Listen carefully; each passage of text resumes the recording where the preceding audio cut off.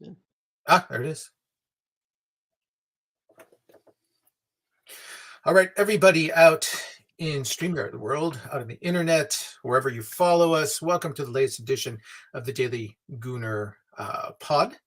Joining you from the United States, I am Raphael, and coming to us today from London, our regular Sam. Welcome, Sam. Hello, mate. Hope things are well. And in his semi-regular slot in the third chair, we welcome back Jacob Weeks. My apologies, Jacob. Welcome back. Cheers. Always good to be here. All right. Well, let's jump into it. We've been away for a bit, but Arsenal has been on in that span. Their second, we look back to last week. It's been a while since they played a match, but their second encounter in 3 matches with Wolves, nervy one as we expected, but incredible fortitude. Fell behind early, kept their composure. And for all of us who are going through the Lacazette tremors, I can't tell you how many conversations I was having during the match with people. Lacazette, this, right? And then all in the 95th minute, all is forgiven, right? All is forgiven, at least for this week, until the next match. Sam, anybody who's followed the pod knows your thoughts on Alexander Lacazette. But as I've said in the past, he's a streaky guy. There's probably his stretch coming up, his last 14 matches in an Arsenal kit. I'm hopeful that this is the beginning of one of those 5 or 6 match streaks where he gets hot. I think that's kind of all we can expect from him. He's a streaky guy, but he worked hard. He worked for that goal. Got to give him that. Yeah, he did. Movement was good on the goal, so you can't complain about that. One thing I will say though is that the shot was not heading in on target, and probably at the velocity that it was going, I don't think Saka would have made the back stick either. But having said that, it was good movement to get into the space. Nice little give and go. So that's what his game's about, and I just wish he would display that a bit more often. But yeah, for me, good goal, deserved on the overall of the game. I think it was just, Jake would probably agree being there. It's just frustrating being in the stadium because you could see us being all over them, but we was doing everything well up until the final third. Mm-hmm. Nothing really clicked until probably the subs second half. But yeah, like I said, for me, I'll see you later in January. I can't be asked with this guy anymore. Well, let's talk about that, Jacob, because it came up in probably the day or two before the match. The usual story that Arsenal have kicked negotiations on an extension down the road, an extension for Lacazette. This seems to be a game that Mikel Arteta has been playing for over a year. I mean, he's very. It's not, to me, it's not hard to read between the lines. He's deferring. Seems Lacazette's wanted an extension from going into this season. And to my eyes, it's pretty clear he's not going to get one. And they're just hoping that he can raise his value for his next club and benefit Arsenal. But do you see any way for him to stay? I said it to Sam at the game. I see a scenario where he might be offered a 1-year deal. Like, at the end of the day, with us losing, we've already lost Aubameyang, and Nketiah is not going to stay. Balogun's not going to be ready yet. We're going to need at least 2 new strikers should Lacazette leave as well. So I could see a scenario where the club decide, you know what, let's go big on one striker and defer the acquisition of a second one for another year. But I don't think Lacazette's going to accept it. We've seen in the last few years there's a lot of players leaving clubs because they want longer term security right now with everything else going on in the world. So I see a scenario where the club might offer him a deal, but I think it's unlikely we see that come into effect. So an offer, he's almost, though, does to save face for everybody, it'll be an offer that he almost has to turn down, is what I'm hearing from you. Mm. That's fair. That's a fair. So then, that wouldn't surprise me. I mean, I don't think if they finish where we all hope they will inside the top four, then Mikel Arteta wants to go in front of the public and say, just say no to him publicly. I mean, I don't think he wants to kind of slap him in the face that way. So this could be the polite way of saying, well, we made him an offer, but he's chosen another path, and everybody can go on and say, well, I enjoyed my time here. We've seen this so many times. But Sam, let's talk about this. You were talking about his good movement, but yet at the same time, he plays such a dual role where he drops deep a lot to help with the attack. Is this a part of the scoring drought? And that was his first goal since, I believe, Boxing Day. That he's kind of two minds. He's almost like trying to be the midfield, trying to play midfield and striker, and he's not in the box when he could be often enough. The thing for me is that where he drops deep, he drops too deep. And often he would receive the ball and play out wide. Now we know we've got quick players out in the wide areas, and Lacazette just hasn't got that pace to make up the distance. By the time the boys are by the byline, Lacazette's just about making the edge of the box. And there's some scenarios where that does work if the defence have run in, but then we're relying on someone like Ødegaard to push into the box, to push that back line back to the 6-yard box to leave the penalty area free.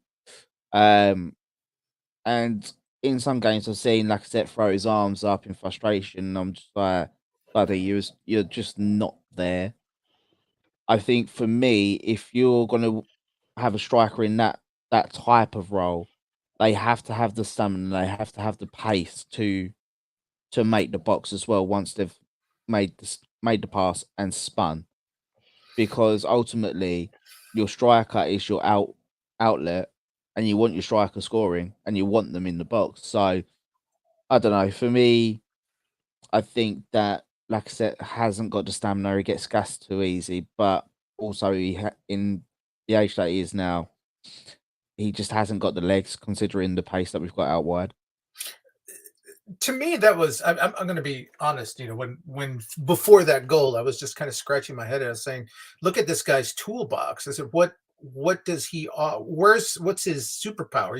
As you said, he doesn't have the burst that, say, an Aubameyang would have had. And there was a moment, maybe about 10, 15 minutes prior to the goal, where he was on a break and he was caught from behind. It's like, you just kind of scratch your head and say, oh, look, is that? And then of course, he's not tall, so he's not going to win in the box. He was getting smothered by their, and when they place teams that have big center backs, he's not an aerial target. He's not physical. He's not going to beat anybody with muscle. He's not that type of bully in the box. So I don't know. I mean, I can see your argument, Jacob, that you offered a little earlier, that maybe he's the option, but at the same time, what you're getting, and I can't see them signing on to 38 more games of that next year. But I don't want you to beat that argument again. Let's change gears for you, give you a meatier topic. Sam mentioned the subs came on, and the subs really, really clicked. In particular, Nico Pepe, who scored a goal and then assisted on the winning goal. The managers talked about his attitude in his spirit since he's come back from African Cup of Nations. He hasn't factored much. He's been a sub in the matches since he's returned. But given the difficulty that this club has scoring, and we knew this is going to be a problem or an issue. I don't want to say it's a problem, but an issue going forward. What role do you see for him going forward? I'd have to think, given that he is producing and that he seems to have caught the manager's eye, that there's got to be a larger role for him. But what would that be? I'm not sure. And we have seen Arteta praise players this well in the past, and I'm still not really, turn into anything. it's been shown over quite a long period of time now. He doesn't fully have that trust for the system that we want to play in. However, we've got a very important run in the season, and there's going to be times where that system's not working and we're getting frustrated, just like we were the other night. And Pepe right now is probably the most natural goal scorer in our squad out of anyone. And he might not be able to play the system, and he might be frustrating at times, and that's going to happen. However, he can probably add a few goals and assists to his tally that are going to be very, very important come the end of the season. So I think it's just a case of Arteta keeping him motivated, knowing he'll have an important, squad role, but I don't think he'd get a bigger role. Sam, it's not necessarily a bad thing. We know Emil Smith-Rowe is racking up a lot of goals, and part of that, a big part of that, is that he comes on in the last 25, 30 minutes of matches, catches a defense that's a bit fatigued, and he's got a real nose for the goal. Some of it, the goal he scored in the previous match was from open play, but when he was a starter. But in this match, or he's he wasn't in this match because he was out with COVID. But in the previous matches, he's scored a lot of his goals in that kind of super sub role, coming in for Martinelli when Martinelli starts, or sometimes in the midfield with Odegaard.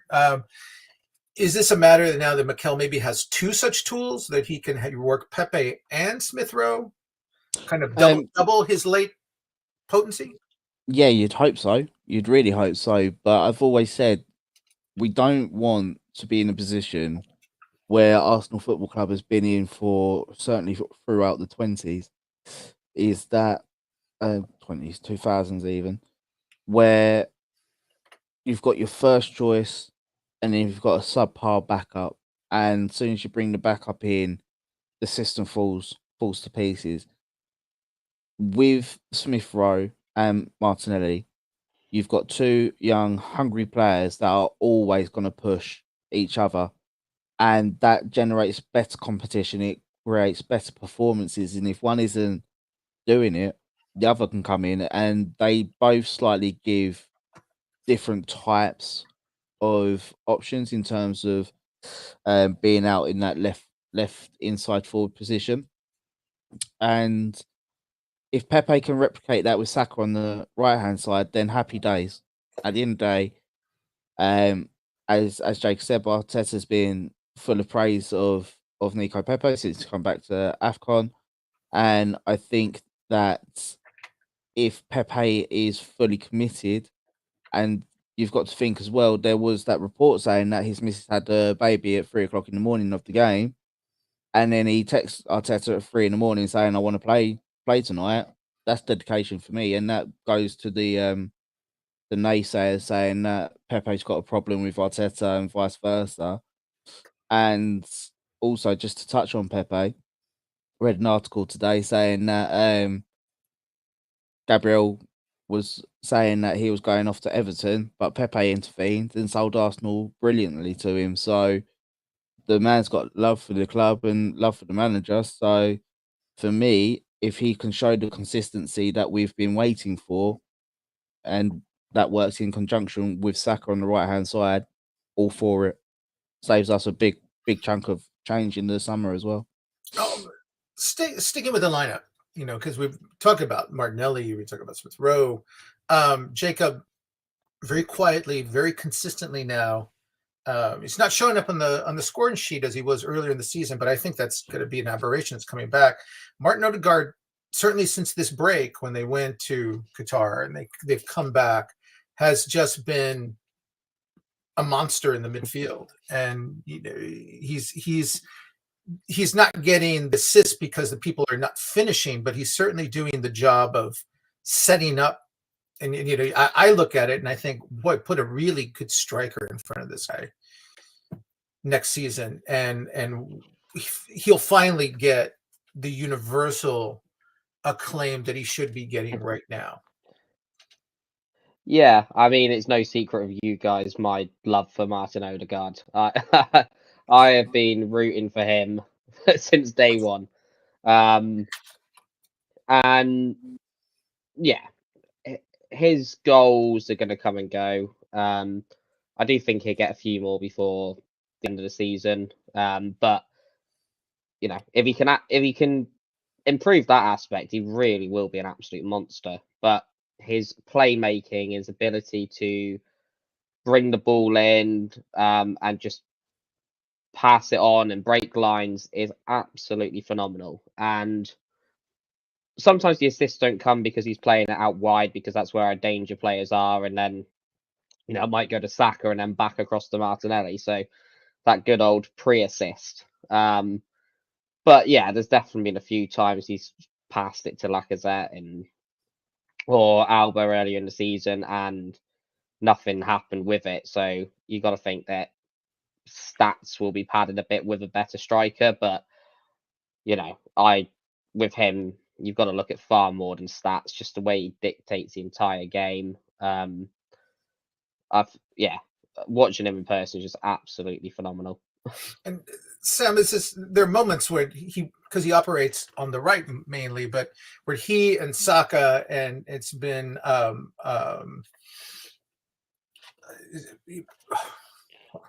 help me out, backup right back. Cedric, thank you. I'm stuck on Tomiyasu because he's been out, but he and those three, even though Cedric is just coming back in, there's been this kind of like telepathic relationship where the ball never stops when those three come forward.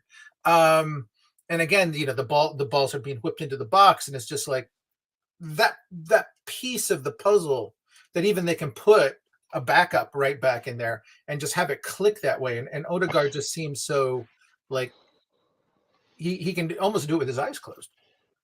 yeah, and this is. Do you know what I've seen a lot of people say about patterns of play and it's robotic and that they want free flowing football?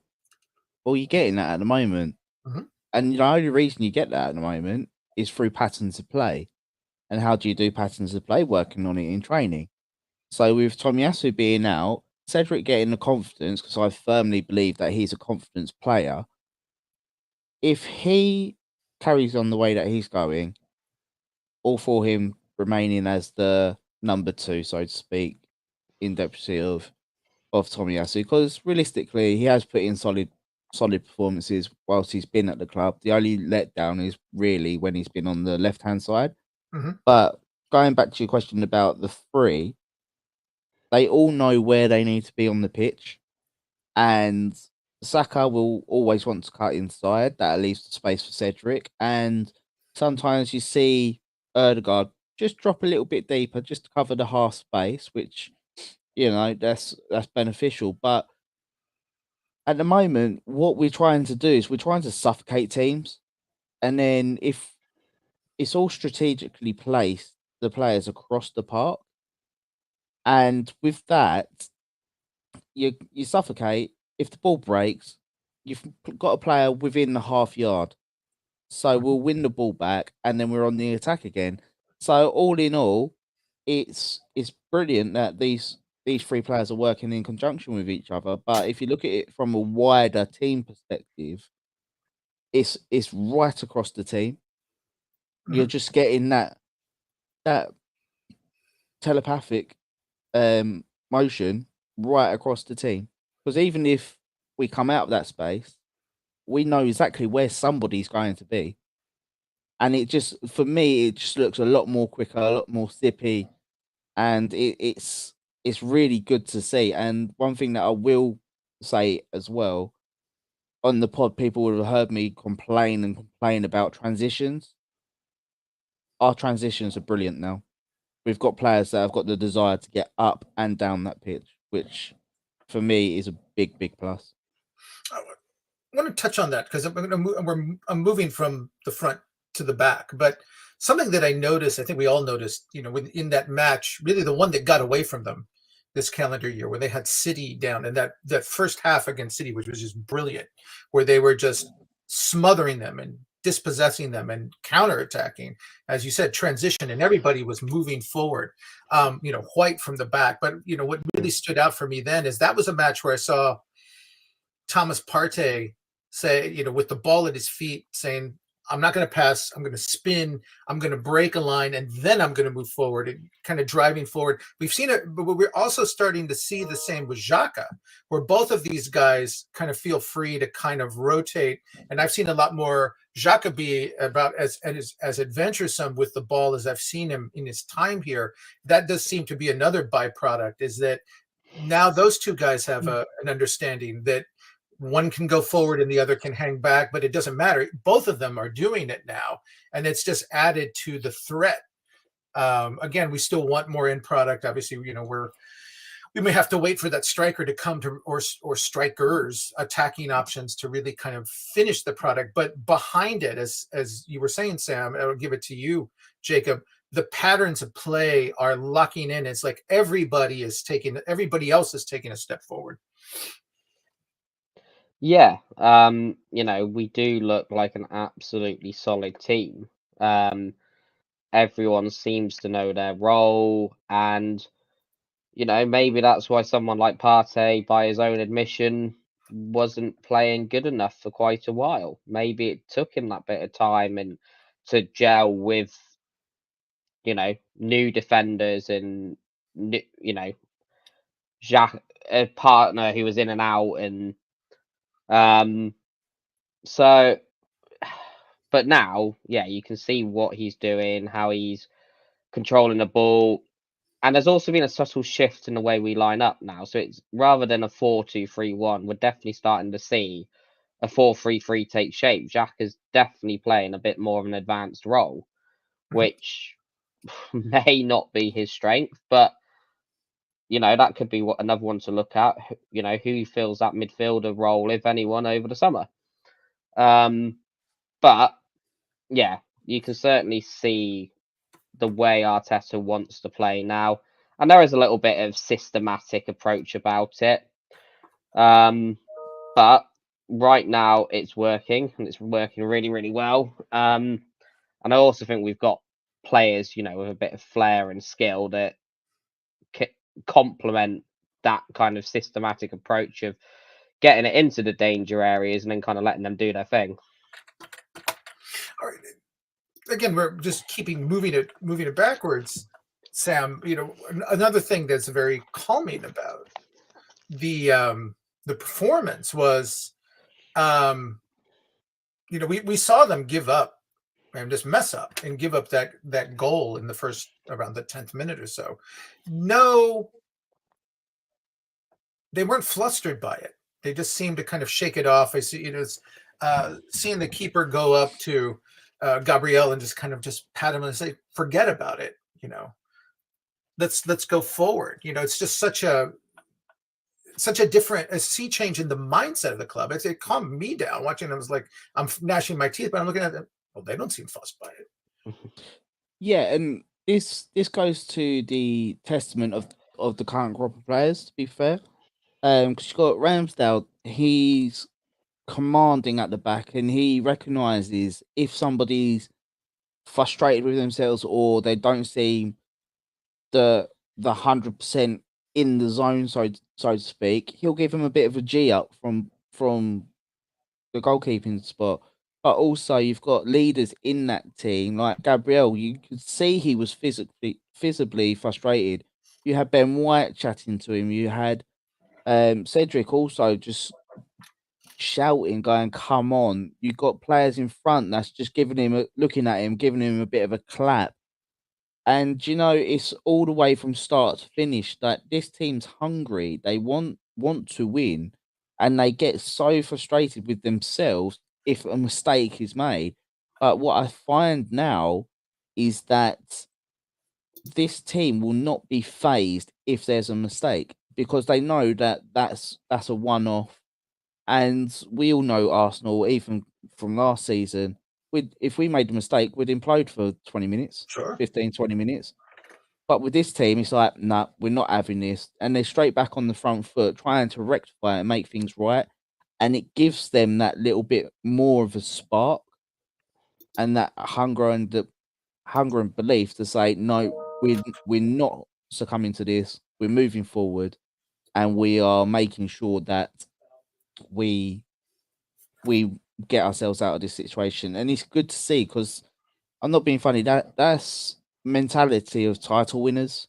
I know that's a very early shout right now, but within the next couple of years, I truly believe with this current crop and a few additions, we can be right up there. Because if you think about it, in terms of collecting points over the course of a season or over the course of 50 games or whatever, we've matched Liverpool, we've matched Chelsea.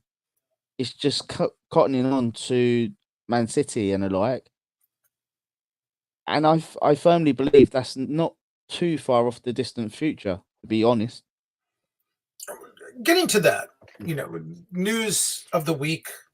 We live in the real world, and obviously the war in Ukraine is kind of dominating things, and it's come into the Prem. We've seen, Roman Abramovich has put up Chelsea up for sale, facing possible sanctions. Alisher Usmanov, who's a big stakeholder in Everton, was sanctioned by European Union and today by the United States. I think his assets were frozen, his travel is frozen. And we look at how this affects us. But looking at the table, I don't want to steer this into politics. It's a football podcast, but the Chelsea players were kind of taken aback by this announcement that their owner is going to sell the club, has put the club up for sale. And we say this in chat. We look at it and it's like, oh, we're 5 points behind Chelsea, but we have a game in hand. And they just barely, they got 3 points in their last match, but they took it into injury time and they were 1-1, I believe it was against Everton. And they had we're looking at this, given all the uncertainty with that club, and now there's talk that there's uncertainty about what their transfer budget will be in the summer because they're up for sale, and they're a club that we always know spends big. Jacob, we're all thinking top four, but should we keep our sights a little higher and say, hey, whether we get it or not, right now we should be thinking we're going for third? I mean, I think we should have been for the last couple of weeks anyway. Like, we are not that far behind Chelsea, and we've still got to play them. Tough game, tough fixture, and all that. But it is, for a little while, it has not been beyond the realms of possibility that we finish third anyway. So I'm not sure any of this news and issues Chelsea's currently got going on really changes anything in regards to that. I think that's something that might play out and affect them differently long term. But I think this season they had a tremendous start. But their form is ropey at best at the moment. They've obviously just lost the final. I think that's really the stuff that's going to affect them more than this other news right now. Well, it seems they go from issue to issue. They've been really wobbly. Sam, we can go back to this. I think we've talked about it in an earlier pod when the Lukaku Discord story broke, that he was thinking of going back to Italy. That really seemed to knock them off stride, and they've just been, they haven't collapsed by any means, but they've been inconsistent since then. Yeah, they have. And I watched their FA Cup tie with Luton last night. They made really, really hard work of that tie. And Chelsea are a really funny one, because one week they'll look superb, then the other week it's like they'll still get a result, but it's hard work. And fair play to them, they're making the results, but I just think that at some point that's going to become unstuck. So do I think it's enough for them to lose out on third? The head on me saying no, the heart of me saying, come on, we can do it. But I'm just gonna go with they've done too much this season already to cement that, so to speak. I think the gap might change. I think we've still got to play them, haven't we? Yes. Second half. Yeah. I think. Do you know what? I think that and the Spurs game for us are two crucial goals. And the United match as well. Yeah. All those teams around them, Arsenal have ahead of them in the schedule. So it really is in their hands where we talk about, I mean, let's talk about this, Jacob, because we hear this a lot that Arsenal has games in hand on West Ham and on Man United. And even they have one on Chelsea. And a lot of fans look at it and say, yes, but the matches that were postponed were against those three and they've still got to play Spurs. That match would have been played a while ago. The Liverpool match, that's going to be 2 games down the road. And then obviously the Chelsea match, that one has been postponed. Everybody looks at it that way. But if you line the schedules of the clubs up, those, as you said, Arsenal gets to play these clubs on the pitch. One of them is in the Emirates. They play United in the Emirates. They have to play Spurs and Chelsea away, but that's in the city of London. So, and under Mikel Arteta, they played fairly well against Chelsea. Especially at Stamford Bridge. I think they won there last year, kind of surprised them. They kind of turned their season around, surprising them at Stamford Bridge. When you look at games' strength of schedule, Arsenal's is pretty comparable. And it really does seem that you just have to take it one match at a time. Yeah, I mean, absolutely. Like, there's absolutely no freebies or give me's in this league. Even you look at the bottom, Burnley's been picking up points against us and other top teams. There is absolutely no walkover games at the moment, except possibly Leeds with the way how open they are.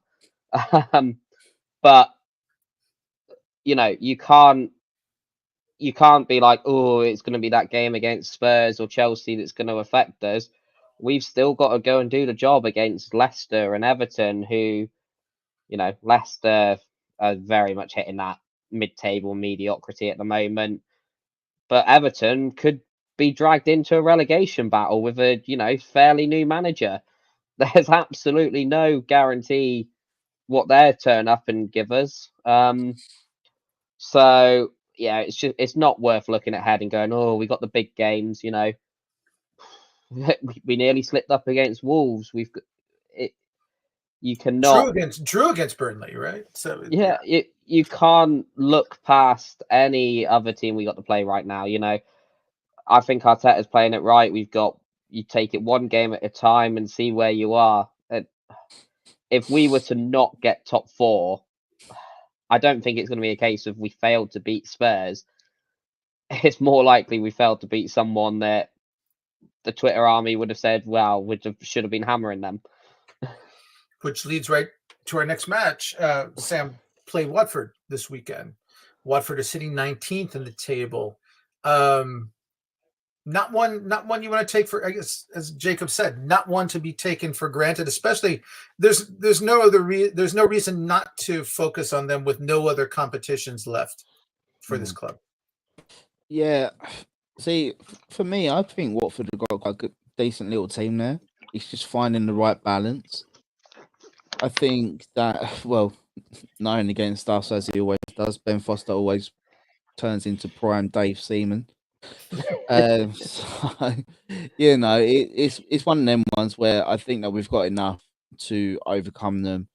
I think that with ourselves, it's very much, if we're able to get down the size of Watford, then I think that we can finish them off quite simply. It's a case of the boys not turning up, going, they're 19th. If they're not ready for a battle, then you've already handed the upper hand to Watford, because they work hard. They've got that Dennis up front that he's been in quite decent form for them. So for me, I think it's just a case of, I think that we've got enough, but we need to do the business on the pitch and essentially just kill the game early. We kill the game early, then they're not coming back from it. Although, Jacob, that's been a difficulty for this team is jumping on teams early. They seem to be, as Sam and I were discussing this, the first pod after the break, they're much, much better now at pressing. That clearly was something that they emphasized when they were in their camp in the Middle East. And coming back, you're seeing them pressing as a group far more effectively, and they're able to win the ball in the opposition's half far more effectively. But they've still really got to find a solution in that final third. Yeah, I mean, our overall play generally is brilliant. It suffocates, it controls, it's everything we want to see up until we get into that box. And to be honest, I don't think there's a short-term fix in that. We're doing all the right stuff. We're playing the patterns. We're breaking lines. We just need more capable finishers. And you know, as I said, right now Pepe's the most natural one in the squad, so maybe he's someone that we do look to a bit more. But long term, in order to get these early goals and kill teams off, and you know, not get those nervy little late consolation goals, which could be more, it's probably going to be something that is resolved in the summer. But right now, you know, as long as we're controlling the game, generally the goals have been coming, and it, you know, the more we have the ball and control it, the less of a danger we have of conceding. But yeah, it would be nice to start putting them in the back of the net, and after 30 minutes go, oh, job's done. Let's just control it without having to force anything. Yeah, and getting to that, Sam, looking at it, you know, they should be healthy, fully healthy now in this match. It's going to be 9 days between the second Wolves match and this Watford match. And, you know, Smith Rowe was out with COVID. He's practicing again, so he should be available. If Arteta, if nothing else, just another really potent weapon coming off the bench along with Pepe. But fingers crossed that Tomiyasu's back for this, because he's been out for a while, and that would just give the club even more options working out from the back. Yeah, do you know what? With Tomiyasu, obviously we've seen how well he's done in the league this year, or how well he's done this year in general. I think that given the form of Cedric over the last couple of games, I wouldn't be rushing Tomiyasu back into this game. It's one of these games where I think that we can bide our time with him, so to speak, because obviously we've got 3 games in 6 days coming up after this as True. well. So I think that's much more important than these where we are right now, with Watford on the horizon. So for me, I'd have him on the bench. I wouldn't be rushing him. Probably give him half an hour of this game just to see how his calves react. Because I believe it wasn't the same calf as the other calf this time with the injury. And so, as I say, I'd give him half an hour, see how he reacts to that. If he's fine, then put him back in for the games coming up. All right, let's go around and let's talk about it. Jacob, we'll start with you before we move to the final topic, our injury time topic, as it were. What's your prediction for the match this weekend? Away to Watford. I mean, they are a team we play quite a lot, more than people realise sometimes, because of being training ground neighbours. So they should be a team we know pretty well. So 3-1. Sam, what do you say? Oh, you stole me a prediction. I'll go 4-1. 4-1. Okay, I'm going to stick with 2-0. I went with that last time, and it was looking good and then that sloppy goal kind of messed it up. But again, they got a result. They got 2-1, so happy with that. Final topic. You know, we're gonna ruffle some feathers among the faithful, the season ticket holders. Club announced a price in season tickets for next season, and then dropped an announcement that the club had lost 130 million pounds over the last 12 months. A lot of that seems it's due to COVID. Jacob, again, tough times for everybody. A lot of belt tightening in households, so it caused a lot of grumpiness, understandably. Do you think, though, given the direction of the club, that this will have any long-term effect on, say, on the summer window or the summer targets? Because it does seem that everything from a KSE standpoint, having won the Super Bowl over here in the United States, that they're, as an organization, they seem to be doing well. And it does seem too that whatever losses they incurred due to COVID, those are due to COVID, and everybody suffered those losses. Yeah, I mean, there's lots of factors. There's COVID, and obviously we didn't have any Europe this year either. So there was absolutely no revenue coming in, even from group stages, the TV deals, and what money you get out of that. So, all round it, wasn't a great financial year for the club, but everything they're doing at the moment is setting them up long term. And we know success will provide healthier accounts as well. Like, one of the things they've done, they spent quite a bit of money on an early repayment of a loan because they would save more without the interest rate. So a big chunk of that is down to just paying off a loan. So with, we will have some sort of Europe next year, hopefully Champions League. That bolsters income again, and KSE hopefully invest. I don't think it's going to affect transfer fees. I think they know that the more successful you are, the more you're going to generate. So it would make absolutely no sense to have a positive year to then let it slip by the wayside again.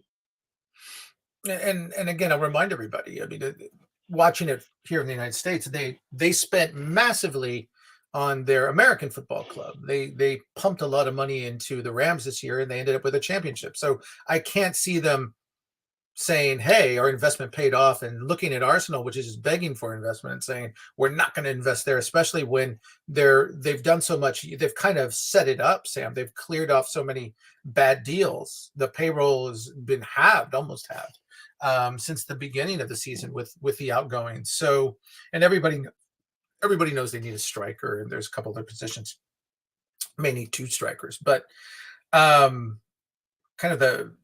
to me, the roadmap's clear. Yeah, the roadmap's very clear, to be honest. And you've got journalists saying that Arsenal are going to be major players in the summer, and frankly, we have to be, considering the size of our squad as it stands at the moment. I think in terms of youngsters, I can see a lot of them going out on loan to get first team experience. So for me, it's about bringing in the right players. I'm not too much worried about looking at the cost, because obviously KSE have shown that they're willing to invest. I think that it's just a case of getting the right players in, hopefully getting them in early. Obviously, we know how transfer windows work. So when it get down to like the last 10 to 14 days, things start to move a bit easier. But realistically, if we want to really progress next season, get the key positions in first and then worry about any other additions. But yeah, as you say, the roadmap is very, very clear. It's just a fact of seeing whether Edu can pull off the people that we need to, really. That'll be the big question mark for me over the summer. Obviously last summer he had a good one. This January was a bad one, so just gotta see where he is at in that regard. Yeah, well, for me, the signs of optimism are that in going into the summer window, because so many players have been cleared out, the bigger, harder contracts have been cleared out, other than maybe Nico Pepe needing to go out. I don't see, there's no like kidney stone, so to speak, contract, the Ozil contract or deals of that nature that need to be moved on. Aubameyang, those are gone now. So there's nothing holding them from striking quickly in the marketplace, because they're no longer in the, well, we've got to send one out to bring one in mentality, because the squad is so small. But secondly, they've, the names that they're been connected with are big names. As you said, you look at it is just paper chatter, but these are not, and you've said this for a long time, Sam, but Jacob, I'll let you start with this, and you both guys can touch on this. We've been saying Arteta wants to build a squad where he has 2 number ones at each. It's not one and then the second, so that there is no drop off if somebody gets hurt, somebody gets a red card. They're aiming for quality. They're not aiming for just a squad filler anymore. Different different mindset. Really different mindset. Jacob, I'll let Yeah, you tackle that first. yeah. I mean, that's the right way to go, without a shadow of a doubt. I mean, you look at, I mean, City are the shining example where obviously Arteta was of they can lose Kevin De Bruyne, they can drop Sergio Aguero when they had him, Mhm. they can leave Mahrez on the bench, like, and it doesn't affect them, like, or very, very little. It's kind of scary, really, how much competition is in that squad. But it is hard to replicate because even Liverpool, they're building it, but it's been said for quite a few years they've got a great starting 11 and not enough options should something go wrong. It's great that we want to replicate that. You know, it's fantastic, but it's going to take a long time to get to that standard. I think, you know, there might be some positions for a while which are clear number one and number twos. Which, yeah, I agree. You don't want a drop off of quality when you bring someone off the bench, or should someone get injured, you're kind of concerned about, are you going to last the 3 or 4 games where they've got to play? That's not where you want to be. So we do need to look at it, you know, we need to look at it carefully, make sure that we're getting in players who can cope against top teams for a few games, but it's going to take a while before we're getting that competition. Like Sam said earlier, when Martinelli and Smith Rowe, like when that lineup comes out at the moment, does anyone really bothered who starts out of those two? No. No. Whereas there are positions, you know, as well as Cedric's doing, you do kind of go, oh, Tomiyasu's not back, or Partey's out, you know. Mhm. Lokonga had a great start, but he's clearly not the competition yet, at least. Anyway, I know he's still young and lots to develop, but he's clearly the backup. So it might be that for a while you have clear number one, number twos, but if you can get it in those younger player roles, like we're doing with Tavares and Lokonga, who they either develop into that competition or, you know, they create good players, but they're not quite that will have good resale value, then you can't argue with that strategy. All right, Sam, you get the final word. And again, looking at this, building the two starting 11, so to speak. I want to reference a story that came out, I think it was yesterday, an interview with Pablo Mari, who's doing well as he's moved on, but he had a lot of impressive things to say about the preparation and the player development and the man management of Mikel Arteta, which has to be very encouraging if you're looking at a club that's going to be very aggressive in the market. It would seem that his reputation is growing among players, and that certainly can't hurt as a recruiting tool. No, definitely not. Like, I'm not being funny. I think that speaks absolute volumes for Mikel Arteta. Like, when we first brought him in, people were saying, "Oh, he's just a cone boy, etc., etc." But realistically, the proper footballing people knew about Arteta and the way that he prepares for games, how he analysed games for City, and you just had to look on when he was on the bench at City. He was in constant dialogue with Pep, saying, "This needs to be tweaked. You need to do this. He needs to go here." And you know, I'd probably say that was one of their most dominant spells in English football, to be perfectly honest. And you just looked at them when he wasn't there. There were some games Pep looked a bit, I wouldn't say lost, but bereft of ideas. So you know, it's one of them ones with Mikel Arteta. We know how meticulous he is in every single aspect of the preparation, and I think it's been clear to see in terms of game plans, even when we've lost games, even when we had players here that wasn't executing the game plan to 100% efficiency, you can see what the game plan was. And with the players that are here, every single player that has spoken about Mikel Arteta, whether they're at the club at the moment or they've gone out on loan or been sold or whatever, they speak very, very highly of him, and it's testament to him. Also, I just want to touch on one thing, an article that come out, I think it might have been yesterday or the day before, saying about trying to get Bukayo Saka down to a new deal.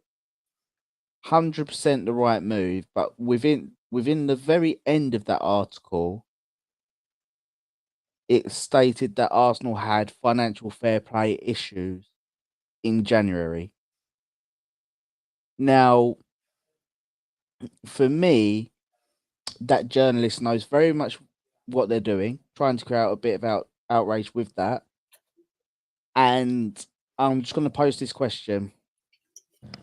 Would we be willing to drop 70 million on for Vlahovic if we have financial fair play issues? Come on, buddy, be smarter. But that's a narrative that dies hard. It seems we've known this for years. Arsenal doesn't have money to compete in this window, and it seems that this is, to me, that's what you've said is just the latest way of rephrasing that, because it touches the nerve of this fan base or a sector of it, and it really triggers people. And so maybe we're all getting smarter. And not just our manager. Well, maybe that's what we'll leave it. Gentlemen, it's been a pleasure getting back, talking Arsenal football, good Arsenal football, positive, optimistic Arsenal football. I guess we'll be back next week. We hope we have another great result to discuss after Watford. And as you said, there is a very interesting and finally cluttered section of the schedule coming up after that, Leicester and then Liverpool. And I need to look back. My mind's a little hazy on the third one, but 3 matches come up in quick succession, and we're going to get to see how the squad rotates and how they adapt when they play the way the other clubs ahead of them or around them in the table have been playing this year. And on that note, let's wind this one down. For Jacob, again, welcome back, Jacob. Good to have you. For Sam, I'm Raphael, and all of us at the pod want to bid you a pleasant evening.